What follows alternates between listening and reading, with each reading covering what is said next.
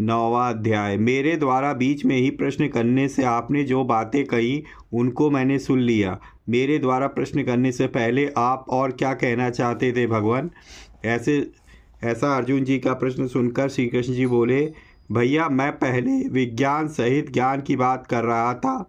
वही अत्यंत गोपनीय विज्ञान सहित ज्ञान, दोष दृष्टि रहित तेरे लिए मैं फिर कहूँगा, जिसको जानकर तू जन्म मरण संसार से मुक्त हो जाएगा।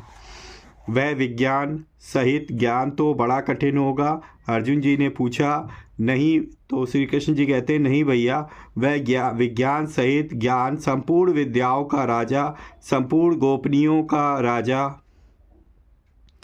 अति पवित्र, अति उत्तम, प्रत्यक्ष फल वाला, धर्ममय और अविनाशी है तथा करने में, काम में लाने में बहुत ही सुगम है। ऐसी सुगम विद्या को सब के सब प्राप्त क्यों नहीं कर लेते? अर्जुन जी ने पूछा। तो श्री कृष्ण जी ने कहा कि हे परम तप, मनुष्य इस ज्ञान विज्ञान रूप धर्म पर श्रद्धा विश्वास नहीं करते, इसलिए वे मुझे प्राप्त ना होकर मौत रूपी संसार के मार्ग में लौटते रहते हैं, अर्थात बार बार जन्मते मरते रहते हैं।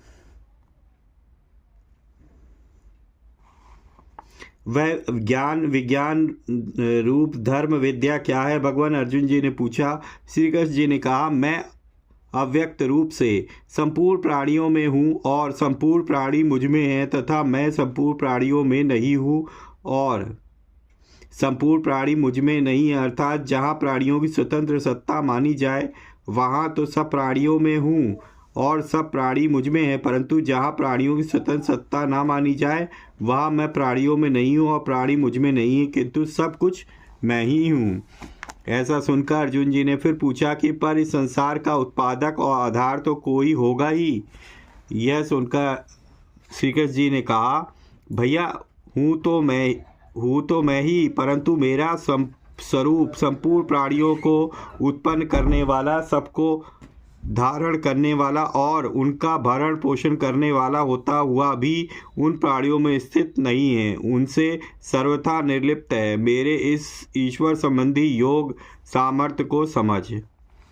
तो फिर वे प्राणी आपस में किस प्रकार स्थित है? अर्जुन जी ने पूछा, जैसे सब जगह विचरने वाली महान वायु निरंतर आकाश में ही स्थित रहती है, ऐसे ही सब प्राणी मुझ में ही स्थित रहते हैं, ऐसा मान।